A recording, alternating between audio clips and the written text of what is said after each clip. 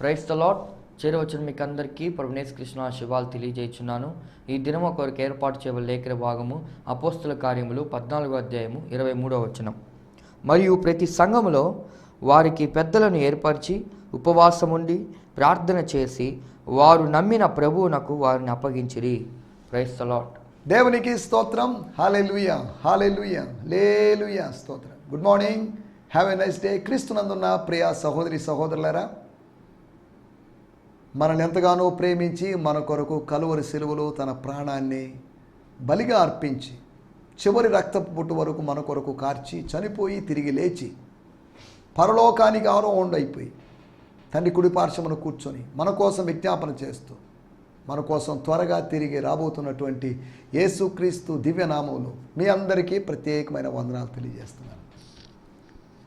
ఈ కార్యక్రమం మీకు ఆశీర్వాదకరంగా ఉన్నట్లయితే మీరు దాన్ని తెలియజేయండి. దాన్ని బట్టి మేము ప్రభువును స్తుతిస్తాం, సంతోషిస్తాం. ఈ కార్యక్రమం ఎవరైనా ఫస్ట్ టైం చూస్తున్నట్లయితే ఈ కార్యక్రమాన్ని రెగ్యులర్గా చూడాల్సిందిగా మిమ్మల్ని కోరుతున్నాం. ఇది వీక్లీ 1 ప్రోగ్రాం కాదండి, ఇది రెగ్యులర్ ప్రోగ్రాం. ప్రతిరోజు ఉదయం 8 నుంచి 8:30 వరకు ప్రతిరోజు ప్రభు కృపను బట్టి 2020వ సంవత్సరం నుంచి ఈ కార్యక్రమం ఇలా కొనసాగిస్తున్నాం. ఇలా కొనసాగించడానికి ప్రభు సాయం చేస్తున్నాడు. ఇప్పటివరకు 1410కి పైగా ఎపిసోడ్లు చేయడానికి ప్రభు సాయం చేశాడు. ఇక కొన్ని రోజులుగా 1500 ఎపిసోడ్లు అయిపోతాయి. తర్వాత 2 సంవత్సరాలకి 2000 ఎపిసోడ్లు అయిపోతాయి. 3000 ఎపిసోడ్లన్నా చేయాలి. తర్వాత కొద్దిగా విరామం ఇద్దాము ప్రభు చిత్తమైతే. ఈలోపు ప్రభు రాకడ వచ్చిందంటే మనం ఏం చేయలేని పరిస్థితి.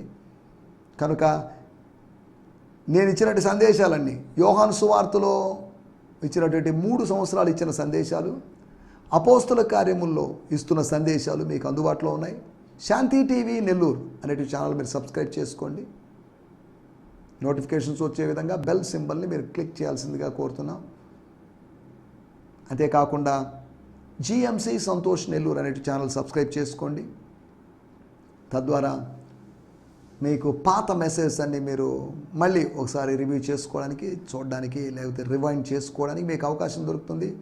ప్రతి ఆదివారము నేను స్థానిక మా గిడియోన్ మిషన్ చర్చ్ అనేటువంటి చర్చ్లో ఇచ్చేటువంటి సందేశం మీరు వినాలని ఆశపడినట్లయితే, మీరు వినాలనుకుంటే హీ మస్ట్ ఇంక్రీజ్ అనేటువంటి ఫేస్బుక్లోని ఐడికి మీరు ఒక ఫ్రెండ్ రిక్వెస్ట్ పంపించినట్టయితే దాన్ని నిర్వాహకులు, దాన్ని అడ్మిన్స్ లేకపోతే ఆర్గనైజర్స్ దాన్ని యాక్సెప్ట్ చేస్తారు. తద్వారా అకౌంట్లోంచి వచ్చే లింక్స్ మీరు చూడొచ్చు దాని వాల్ మీద, లేకపోతే నోటిఫికేషన్స్ ద్వారా మీరు చూడొచ్చు. లైవ్ని మీరు ఫేస్బుక్ లైక్ ప్రతి ఆదివారము ఉదయం 11 గంటల నుంచి ఇంచుమించు 45, 50 లేకపోతే 1 అవర్ ఉండేటువంటి మెసేజ్ మీకు అందుబాటులో ఉంటుంది. అనగా ఎవ్రీడే మెసేజ్, అంతేకాకుండా ఎవ్రీ సండే స్పెషల్ మెసేజ్ ఇలా మీకు అందుబాటులో ఉంటాయి. కాబట్టి వీటిని చూసి ఆత్మీయంగా దీవించబడాల్సిందిగా మిమ్మల్ని ప్రేమపూర్వకంగా కోరుతుంది. మీరు ఎంతగానో దీవించబడ్డారు, ఇంకనూ దీవించబడాలి. దీవెనలు మనకు కావాలి, దీవెనల వర్షం కావాలి మనకు. We need showers of blessing. దేవుని స్తోత్రం. హల్లెలూయా. ఈ సమయంలో రండి మనం దేవుని వాక్యాన్ని ధ్యానించుకుందాం. దేవుని వాక్యము మీకు తెలియదని కాదు నేను బోధించడం, తెలియని వాళ్ళు కాదు, తెలిసిన వాళ్ళకే బోధిస్తున్నాను. మొదట వాక్యము మీకు చెప్పడం ఆవశ్యకం. అలాగని మీరు దీన్ని త్రోసివేయలేదు, దేవుని వాక్యం స్వీకరిస్తున్నారు. త్రోసివేసేవాళ్ళు త్రోసివేస్తున్నారు, కొన్ని తలంపులు త్రోసివేస్తున్నారు. కానీ దేవుని వాక్యం మీరు ఫ్రెష్గా ఆలోచించడానికి, నా వ్యాఖ్యానం మీద ఆధారపడకుండా దేవుని వాక్యాల్ని మీరు ధ్యానించడానికి ప్రభు మీకు సహాయం చేస్తున్నాడు. నేను ఆలోచించిన డైరెక్షన్లో కాకుండా వేరొక డైరెక్షన్లో ఆలోచించడానికి దేవుడు మీకు సహాయం చేయాలి. ఈ సందేశాల్లోని సత్యాలన్నీ గుడ్డిగా నమ్మాలనే రూలేం లేదు.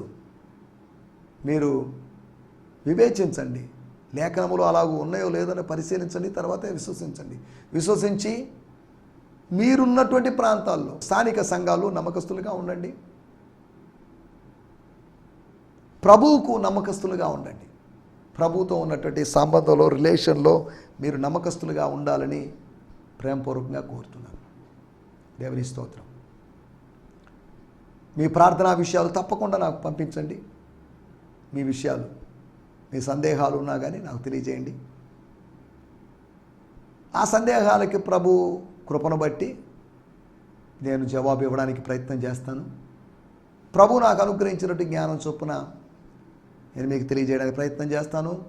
అన్నిటికి మించి పరిశుద్ధాత్మ దేవుడు మీకు మరింత అవగాహన, beyond my answers, beyond my explanation, holy spirit should give more understanding to you. అది నా కోరిక. రండి, ఈ సమయంలో మన దేవుని మాటలు విందాం. దేవుని పరిశుద్ధ గ్రంథము నుండి నిన్న మనము ఆలోచించాం ఆశీర్వాదకరమైనటువంటి శ్రమల గురించి. బ్లెస్సడ్ అష్యూరెన్స్ గురించి కాదు, బ్లెస్సడ్ హోప్ గురించి కాదు, బ్లెస్సడ్ అఫ్లిక్షన్ గురించి మనం మాట్లాడుకుంటున్నాం. శ్రమ ఎప్పుడు మనకు ఆశీర్వాదకరంగా మారుతుంది అనే దాని గురించి మనం ఆలోచించాం. ఎలా మారుతుంది, శ్రమల్ని దేవుడు ఎందుకు అనుమతించాడు అని ప్రశ్నించాల్సిన అవసరం లేదు. అనుమతించిన వానికి ఒక అద్భుతమైన ప్రణాళిక ఒకటి ఉంది. ఆయన అనుమతించాడంటే దాని వెనుక ఒక ఉద్దేశం ఉంది. మీ గురించి నేను మంచిగా ఆలోచిస్తున్నాను, I'm thinking rightly or properly for you అన్నట్టుగా దేవుడు మాట్లాడాడు. మన బిడ్డల గురించి మనం చెడుగా ఆలోచించమే. అటువంటిప్పుడు సృష్టికర్త అయిన దేవుడు తన బిడ్డలమైన మన గురించి ఎందుకు చెడుగా ఆలోచిస్తాడు? వీళ్ళకి చెడే జరగాలని ఎందుకు అనుకుంటాడు? దేవుని స్తోత్రం.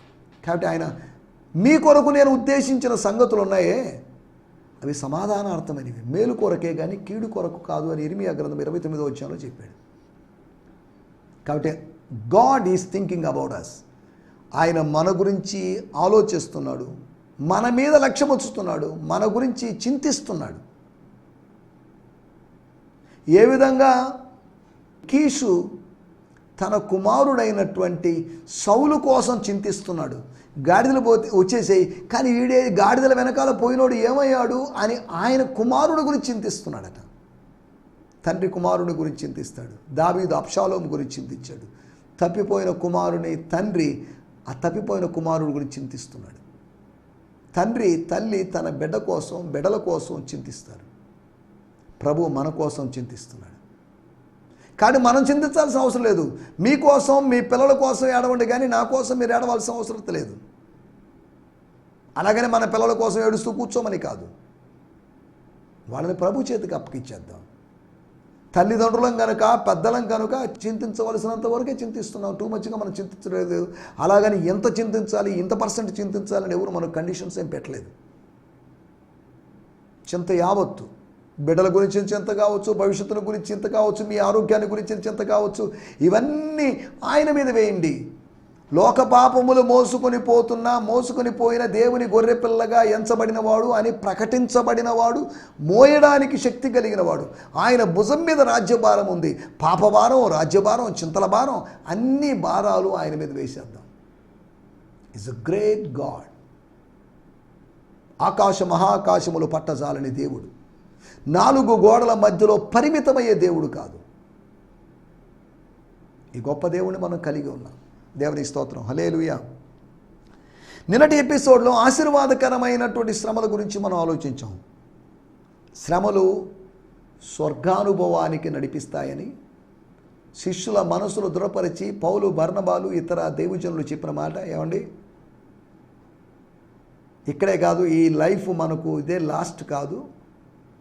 ఈ జీవితము అంచున, ఈ జీవితపు చివరన, ప్రతి సొరంగపు అంచున లేదా ప్రతి లాంగ్ పైప్ యొక్క అంచున వెలుతురు ఉంటుంది. అనగా లోపలంతా చీకటి ఉండొచ్చు, మనం వెళ్తున్న మార్గం అంతా చీకటి ఉండొచ్చు, కానీ మనం వెలుపలకు వచ్చినప్పుడు అక్కడ వెలుతురు ఉంటుంది. నీ జీవితంలో కొంతవరకే చీకటి, కొంతవరకే సమస్యలు, కొంతవరకే శ్రమలు, తర్వాత ఆశీర్వాదాలు. దేవుని స్తోత్రం. ఒక టన్నల్ యొక్క చివరికి వెళ్ళాం, ఆ చివర వెలుతురు ఉంటుంది. వెలుతురు అంటే ప్రత్యేకమైన వెలుతురు కాదు, ఉన్నటువంటి న్యాచురల్ లైటింగ్ అక్కడ అందుబాటు ఉంది. అక్కడితో అంతమైపోయిన వెలుతురు. నీ జీవితంలో వెలుతురు అంతమైపోయి, ఆశీర్వాదాలు అంతమైనట్టుగా, సుఖాలు అంతమైనట్టుగా ఉన్న అనుభవాలు, స్వస్థత అంతమైనట్టుగా అనుభవాలు ఉంటే ఉండొచ్చేమో. గాఢాంధకారపు లోయ దాటి వచ్చిన తర్వాత అప్పుడు నీకు అర్థమైంది, ఈ లోయ గుండా నడిచినప్పుడు ఆయన దుడ్డు కర్ర, ఆయన దండము నన్ను ఆదరించిందని. ఆదరణ లేకుండా ఆ లోయలో నడిచినప్పుడు, మైదానం కాదు, ఆ లోయలో నేను నడిచినప్పుడు, ఆ పర్వతం కాదు, ఆ లోయలో నేను నడిచినప్పుడు, నేను పైకి రాలేను అని, మైదానంలోకి రాలేనని, పర్వతానికి ఎక్కలేమని నువ్వు అనుకోని ఉండొచ్చు. ఇంక అయిపోయింది నా జీవితం, లోయలోనే సమాధి అవుతానని, అరణ్యములో సమాధి అవుతానని వాళ్ళు అనుకున్నారు. ఇశ్రాయేలు ప్రజలు అరణ్యములో సమాధి కావడానికి దేవుడు వాళ్ళని పిలవలేదు. వాళ్ళు ఒకవేళ సమాధి అయితే వాగ్దాన దేశంలో పాలు తేనెలు ప్రవహించే దేశంలో సమాధి కావాలని దేవుని ఉద్దేశం. వాళ్ళు సమాధి అవుతారు, ఏ మనిషినా సమాధి కావాల్సిందే. కానీ స్వాస్థ్యములో సమాధి కావాలి, కానీ మార్గ మధ్యలో సమాధి కాకూడదు. శత్రు దేశములో సమాధి కాకూడదు, మార్గ మధ్యలో సమాధి కాకూడదు, స్వాస్థ్యములో సమాధి కావాలి. మన నూతన ప్రదేశంలో, వాగ్దాన దేశంలో మనం ప్రవేశించాలి, అక్కడ ఉంటాం, తర్వాతే సమాధి అనేది జరిగేది. స్తోత్రం. స్వర్గానుభవం కలుగుతుందని, రెండోది స్వర్ణానుభవం కలుగుతుందని. Golden experience. శోధించబడిన తర్వాత అనగా ఒక అద్భుతమైనటువంటి అనుభవం. శోధన తీరిన తర్వాత శోధన ఫలితంగా వచ్చేటి స్వర్గ ఆశీర్వాదపు అనుభవం అది. యోబు గ్రంథము 42వ అధ్యాయంలో యోబుకు కలిగింది అదే. ఆయనకు ఉంగరాలు తెచ్చిచ్చారు, ఆయనకి గిఫ్ట్లు ఇచ్చారు. బాగాలేనప్పుడు ఎవడు తిరిగి చూడలేదు, ఎవడు పట్టించుకోలేదు. కానీ బాగైన తర్వాత, ఆశీర్వదించబడిన తర్వాత, బిడ్డలు పుట్టిన తర్వాత, తన వివాహ జీవితం రెన్యూ అయిన తర్వాత, ఆయన గురించి సాక్ష్యం దేశమంతా వ్యాపించిన తర్వాత, అప్పుడు ఇంతకుముందు రోగం వచ్చినట్లుగా, పుండ్లు వచ్చినప్పుడు, కురుపులు వచ్చినప్పుడు ఉన్నట్టుగా లేదు. ప్రకాశం కోల్పోయిన స్థితి కాదు ఇది, ప్రకాశించేటువంటి స్థితి. లెమ్ము తేజరలము, నీకు వెలుగు వచ్చింది. Arise and shine, the light has come to you, the glory of the Lord has come upon you. తేజరులుదాం. స్తోత్రం. హల్లెలూయా. మనం ఆలోచిస్తున్న విషయాలు, స్వర్ణానుభవం కలుగుతుందని యోబుకు కలిగింది, భక్తులకు కలిగింది, మనకు కూడా అలాగే కలుగుతుంది. పౌలుకు కలిగింది. స్వర్గంలో నా కోసం కిరీటం, నీతి కిరీటం అని చెప్పాడే, అది స్వర్ణానుభవం కాదా? అది స్వర్ణ కిరీటం అని నేను అనలేదు. లోహానికి అతీతమైన, స్వర్ణానికి అతీతమైనటువంటి ఒక వస్తువు, ఒక బహుమానం, అటువంటి అనుభవం. దేవుని స్తోత్రం. మూడోది మనం ఆలోచించిన విషయం, సన్మాన అనుభవం. సంతోషించండి, rejoice in the Lord always అని పౌలు చెప్పినట్లుగా, ఇలా పౌలు చెప్పడానికి కారణం ఏంటంటే, యేసు ప్రభు చెప్పిన మాటని, కొండ మీద ప్రసంగంలో మాటని ఆధారంగా చేసుకొని చెప్పిండొచ్చు. Rejoice, repent, rejoice. అంతవరకే కానీ ఏడుస్తూ కూర్చోవద్దు. రిజాయిస్. దేవుని స్తోత్రం. సన్మానం, మనల్ని సన్మానిస్తాడు ప్రభు. అరే ఆయన మన సన్మానానికి యోగ్యుడు కదా, అవును. కానీ ప్రభు మనల్ని మన శ్రమను బట్టి, మరణం వరకు నమ్మకంగా ఉండుము, నేను నీకు జీవ కిరీటం ఇస్తాను. మరణం వరకు నమ్మకంగా ఉండు. Be faithful until your death, until your last breath on this earth. Last వరకు నమ్మకంగా ఉండు. దేవుని స్తోత్రం. హల్లెలూయా. కాబట్టి మనం నాలుగవదిగా సాన్నిధ్యపు అనుభవం. You will get his presence, God's presence, holy spirit's anointing, holy spirit's presence upon your life. శ్రమల ద్వారా కలిగేటువంటి ఆశీర్వాదాల గురించి మనం మాట్లాడుకుందాం. కాబట్టి శ్రమలు వచ్చినప్పుడు కుంగిపోవద్దు, నిరాశ చెందొద్దు, సొమ్మసిల్లిపోవద్దు, సోలిపోవద్దు. ధైర్యంగా నిలబడండి. Be bold, be of good cheer. హ్యాపీగా ఉండండి. మీకేదో గొప్ప వింత సంభవించినట్లుగా మీరు ఆశ్చర్యపోవద్దు. It's common. శ్రమ is common, affliction is common to every one, for everywhere. ఎక్కడున్నా కానీ, ఎప్పుడున్నా కానీ శ్రమలు జరుగుతాయి. కానీ ధైర్యంగా తెచ్చుకోండి, ధైర్యంగా ఉండండి, ధైర్యంగా జీవించండి. దేవుని స్తోత్రం. హల్లెలూయా. వీటి గురించి మనం ఆలోచించాం. ఆశీర్వాదకరమైన శ్రమలను బట్టి దేవునికి స్తోత్రం చెప్తాం. అనవసరమైన శ్రమలు కాదు, ఆశీర్వాదకరమైన శ్రమలు. నేను శ్రమ పొంది ఉండుట మేలాయను, కీడాయనని కాదు. మేలు. దేవుని స్తోత్రం. రండి మనం ఈ సమయంలో దేవుని వాక్యాన్ని ధ్యానించుకుందాం. ఈ దిన ధ్యానము కొరకై అపోస్తుల కార్యములు 14వ అధ్యాయము 23వ వచనం. Book of Acts 14th chapter verse 23. మరియు ప్రతి సంఘములో వారికి పెద్దలను ఏర్పరిచి ఉపవాసం ఉండి ప్రార్థన చేసి వారు నమ్మిన ప్రభువునకు వారిని అప్పగించిరి. దేవుని స్తోత్రం. వాడుక భాషలో కూడా చదువుకుందాం. దానికి ముందుగా బ్రియాన్ సిమ్మన్స్ గారి ద ప్యాషన్ ట్రాన్స్లేషన్ టీపీటీ అనేటువంటి తర్జుమాలు నేను చదువుతున్నాను. Paul and Barnabas ordained leaders known as elders from among the congregations in every church they visited. After prayer and fasting, they publicly committed them into the care and protection of the Lord of their faith. వాళ్ళ విశ్వాసమునకు ప్రభు అయినటువంటి విశ్వాసమునకు కర్త అయినటువంటి వారి చేతికి వారిని అప్పగించాడు. నేను చదువుతున్నాను. Paul and Barnabas ordained leaders. పౌలు బర్నబాలు నాయకులను అభిషేకించారు, నియమించారు, వాళ్ళు ఏర్పరిచారు. Known as elders. ఎల్డర్స్ అని చెప్పబడినటువంటి, పెద్దలు అని చెప్పబడినటువంటి నాయకులని, పెద్దలు నాయకులు. From among the congregations in every church they visited. వాళ్ళు దర్శించిన, వాళ్ళు సందర్శించిన మొదటి మిషనరీ ప్రయాణములో వాళ్ళు తిరిగిన 17-18 స్థలాలు ఉన్నాయి. ఆ స్థలాల్లో ఉన్న సంఘాల్లో ఉన్న విశ్వాసుల్లో కొంతమంది పెద్దలైన వాడిని, ఏజ్లో పెద్దవాళ్ళని, సీనియర్ సిటిజన్స్ అని కాదు, ఆఫ్టర్ ప్రేయర్ అండ్ ఫాస్టింగ్, ఊరినే కాదు, ఒట్టి ప్రార్థన చేసి కాదు. ఈ పెద్దల నియామకం ఎలా జరిగిందంటే విత్ ప్రేయర్ అండ్ ఫాస్టింగ్.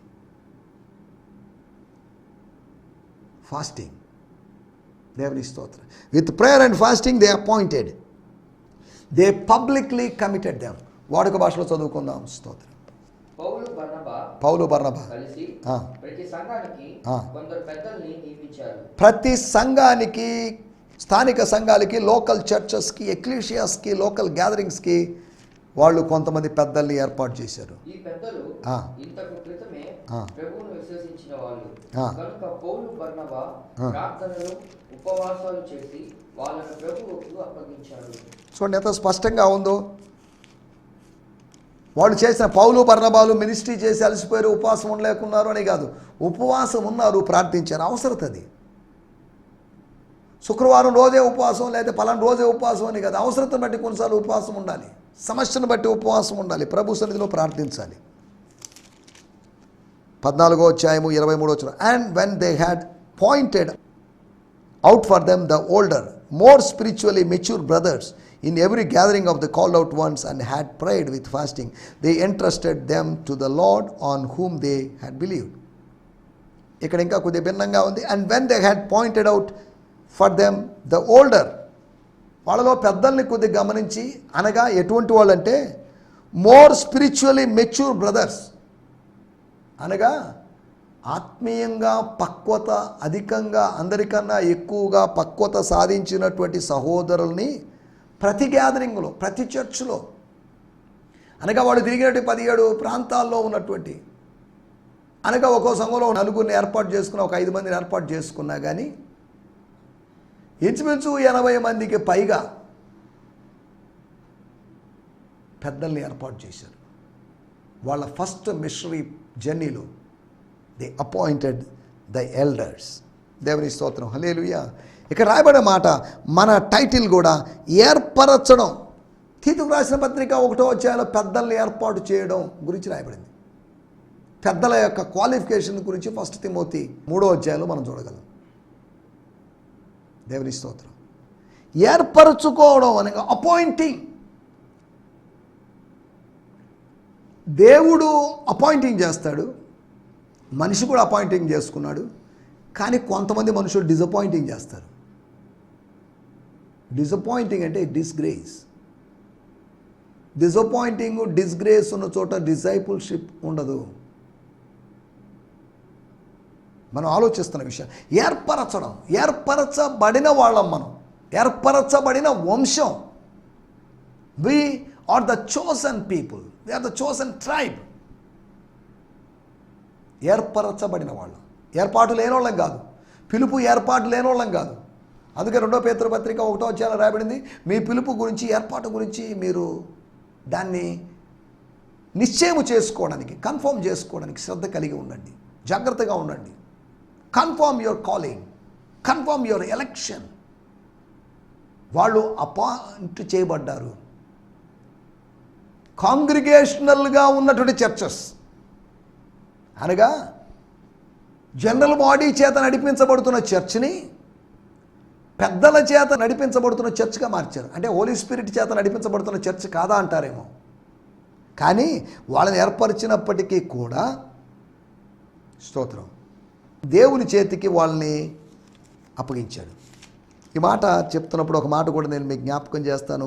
అపోస్తుల కార్యములు 20వ అధ్యాయము 28వ వచనం, దేవుడు తన స్వరక్తమిచ్చి సంపాదించిన తన సంఘమును కాయుటకు పరిశుద్ధాత్మ మిమ్మును దేని యందు అధ్యక్షులుగా ఉంచునో ఆ యావత్తు మందను గూర్చి మీ మటుకు మీరు జాగ్రత్తగా ఉండండి. మిమ్మును అధ్యక్షులుగా ఉంచెను పరిశుద్ధాత్మ. ప్రార్థన, ఉపవాసం ద్వారా లేదా ఉపవాస ప్రార్థన ద్వారా వాళ్ళకి కలిగిన పరిశుద్ధాత్మ నడిపింపును బట్టి సంఘ పెద్దలు పెట్టారు. పరిశుద్ధాత్మ మిమ్మల్ని దేని యందు అధ్యక్షులుగా ఉంచెనో, దేవుని స్తోత్రం. దేనికంట? దేవుడు తన స్వరక్తమిచ్చి సంపాదించిన సంఘానికి. ఎవరితో మాట్లాడుతున్నాడు? అపోస్తల కార్యం 20వ అధ్యాయం 17వ వచనం, అతడు మిలేతు నుండి ఎఫెసునకు వర్తమానం పంపి సంఘపు పెద్దలను పిలిపించెను. సంఘపు పెద్దలు అనే మాటకి అధ్యక్షులు అనే మాట ఉపయోగించబడింది. ఇంగ్లీష్లో బిషప్స్ అన్నారు. లోకల్ చర్చ్ యొక్క ఎల్డర్స్ని. బిషప్ అంటే ఏదో కిరీటం వేసుకొని కర్ర పట్టుకొని తిరిగేవాళ్ళని కాదు. 1 తిమోతి పత్రిక ఎవరైనా అధ్యక్ష పదవిని అపేక్షించిన ఎడలా bishop, if anyone desire to be a bishop, office of a bishop, అధ్యక్షుడు. దేవుని స్తోత్రం. పెద్దలు, ఎల్డర్స్, ప్రెస్బిటరోస్, అయితే అధ్యక్షులు అనగా ఓవర్సీర్స్. అధ్యక్షుడు అంటే అతి ప్లస్ అక్షము అని అర్థం. అధ్యక్ష అనగా ఎక్కువ చూపు కలిగిన వాళ్ళు, ముందు చూపు కలిగిన వాళ్ళు. అతి అక్షములు, కన్నులు కలిగిన వారు అధ్యక్షులు. ఓవర్ సీర్స్ ఉన్నారు, ఓవర్ సీర్స్ ఉన్నారు. సరే, మనం వీటన్నిటిలోకి మనం వెళ్ళలేదు, కానీ ఏర్పరచడం, అపాయింటింగ్ అనే దాని గురించి మాట్లాడుకుందాం. ఒకటి, పెద్దలను ఏర్పాటు చేసుకోవాలి. చిన్నలను కాదు, పెద్దల్ని, ఎల్డర్స్. కొద్దిగా గైడెన్స్ ఇచ్చేవాళ్ళు, సలహాలు ఇచ్చేవాళ్ళు, సూచనలు ఇచ్చేవాళ్ళు, ప్రార్థనలో నడిపించేవాళ్ళని, వాక్యం బోధించడానికి శక్తి కలిగిన వాళ్ళని, బాగుగా పాలన చేయు పెద్దలు అని రాయబడింది 1 తిమోతి పత్రిక 5వ అధ్యాయంలో. స్తోత్రం. మనం ఆలోచిస్తున్న విషయాలు 4 విషయాలు. మీకు పెద్దలను ఏర్పాటు చేయడం, ఏర్పరచబడిన వారి గురించి మనం మాట్లాడుకు. పెద్దలను ఏర్పాటు చేయడం. అపోస్తల కార్యములు 6వ అధ్యాయము 3వ వచనం. అపోస్తల కార్యములు 6వ అధ్యాయం 3వ వచనం. అక్కడ మనం గమనించినట్లయితే, సహోదరులారా మంచి పేరు పొందిన 7 మనుషులను మీలో ఏర్పరచుకొనుడి, మేము వారిని ఈ పనికి నియమితము. మీరు ఏర్పరచుకోండి, మేము నియమిస్తాం. You choose. Selection is your part. We will appoint, we will ordain. మేము చేయబెడతాం, ప్రార్థన చేస్తాం. అవసరమైతే నూనె రాసి ప్రార్థన చేస్తాం, అవసరమైతే నూనె పోసి ప్రార్థన చేస్తాం. దేవుని స్తోత్రం. పాత నిబంధనలో యాజకులకి చేసినట్టుగా అన్నట్టు. దేవుని స్తోత్రం. పెద్దలను ఏర్పరచడం. రెండవది, అపోస్తల ప్రాబ్లం వచ్చినప్పుడు, సమస్య వచ్చినప్పుడు, భోజనం దగ్గర సమస్య వచ్చినప్పుడు, చిన్న చూపు అనేటువంటి విషయాన్ని తీసుకొని రాబడ్డాన్ని బట్టి అక్కడ రాయబడిన మాట, పరిచారకులను, డీకన్స్ని ఏర్పాటు చేశారు. పెద్దలను ఏర్పాటు చేశారు. రెండవదిగా పరిచారకులను ఏర్పాటు చేశారు. పరిచారకుల యొక్క అవసరం ఉంది. పెద్దలు వేరు, పరిచారకులు వేరు. అధ్యక్షులు వేరు, పరిచారకులు వేరు. అపోస్తులుగా ఉండడానికో లేకపోతే కాపరులుగా ఉండడానికి స్త్రీలు పిలవబడలేదు, కానీ అలాగని పరిచారకులుగా ఉండడానికి కేంక్రేలోని పరిచారకురాలైన ఫీబే అని రోమాపత్రిక 16వ అధ్యాయంలో ఉంది. స్త్రీ పరిచారకురాలుగా ఉంది, అధ్యక్షులుగా లేదు, అధ్యక్షురాలుగా లేదు, కాపరిగా లేదు, అపోస్తులుగా లేదు. దేవుని స్తోత్రం. మూడో విషయం అపోస్తుల కార్యములు 13వ అధ్యాయము 2వ వచనం. వారు ప్రభువును సేవిస్తూ ఉపవాసము చేయుచుండగా పరిశుద్ధాత్మ నేను బర్నబాను సౌలును పిలిచిన పని కొరకు వారిని నాకు ప్రత్యేకపరచుడని వారితో చెప్పాను. దేవుని స్తోత్రం. మిషనరీస్ ని ఏర్పాటు చేశారు. They appointed elders, they appointed deacons, they appointed missionaries. ప్రచారకులను, ప్రచారం చేసే వాళ్ళని, సువార్థికులను వాళ్ళు ఏర్పాటు చేశారు. సంఘము సువార్థికులను పంపించాలి. అంత్యోక్యలోని సంఘం, యెరూషలేము సంఘం సువార్థికుల్ని, సేవకులు పంపించారు. అంత్య దినాల్లోని ప్రతి స్థానిక సంఘము సువార్థికులను, సేవకులు పంపించాలి. భారతదేశం మిషన్లను పంపించేటువంటి ప్రముఖ దేశంగా ఉండాలి అనేది దేవజనులైనటువంటి పాస్టర్ సంకిమ్ గారు వారి యొక్క దర్శనం. అది దేవుని స్తోత్రం. మూడో విషయము ప్రచారకులను ఏర్పాటు చేసుకుని, పెద్దలను ఏర్పరచబడాలి. పెద్దలు ఏర్పరచబడ్డారు, పరిచారకులు ఏర్పాటు చేయబడ్డారు, ప్రచారకులు ఏర్పాటు చేయబడ్డారు. నాలుగో విషయం నేను చెప్పి ముగిస్తాను. 15వ అధ్యాయము అపోస్తల కార్యములు 40వ వచనం. పౌలు శీలను ఏర్పరచుకొని అని కదా, పౌలు శీలను ఏర్పాటు చేసుకొని, బర్నబా మిస్ అయ్యాడు కాబట్టి, జాన్ మార్క్ మిస్ అయ్యాడు కాబట్టి, తనతో ఉన్న ఇద్దరు సహోదరులు మిస్ అయ్యారు కాబట్టి పౌలు శీలను ఏర్పాటు చేసుకొని సహోదరుల చేత ప్రభు కృపకు అప్పగించబడిన వాడే బయలుదేరి సంఘములను స్థిరపరచుచు సిరియా కిలికియా దేశం. చాలండి సార్, స్తోత్రం.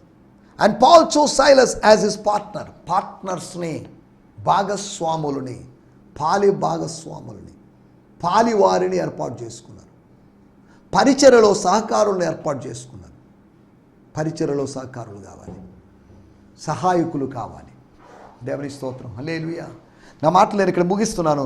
కాబట్టి ఏర్పరచబడిన వారు సంఘాల్లో పెద్దలు ఏర్పాటు చేయబడ్డారు, ప్రచారకులు ఏర్పాటు చేయబడ్డారు, పరిచారకులు ఏర్పాటు చేయబడ్డారు, పరిచర్యలో సహకారులు ఏర్పరచబడ్డారు. ఏర్పరచబడిన వాళ్ళ సమూహమే దేవుని సంఘం. మనందరం ఏర్పరచబడిన వంశమై ఉన్నాం. అందును బట్టి నేను ప్రభు నామాన్ని మహిమపరుస్తూ మన ఏర్పాటు విషయంలో జాగ్రత్తగా ఉంటూ ముందుకు సాగడానికి ప్రభు మనకు సహాయం చేయనుగాక. ఆమేన్, హల్లెలూయా, హల్లెలూయా. మీ అందరికీ వందనాలు. ఈ సందేశము మీకు ఆశీర్వాదకరంగా ఉందని నమ్ముచున్నాము. ప్రార్థన అవసరతల కొరకు మమ్మల్ని సంప్రదించవలసిన మా చిరునామా గిద్యోన్ మిషన్ చర్చ్, 6వ వీధి, శాంతినగర్, నెల్లూరు 4, ఆంధ్రప్రదేశ్. పిన్ 524004. మా ఫోన్ నంబర్లు 7036443613 మరి ఒక నంబర్ 9392293010. మా ఈమెయిల్ ఐడి gfihmi2015@gmail.com. దేవుడు మిమ్మును ఆశీర్వదించునుగాక. ఆమేన్.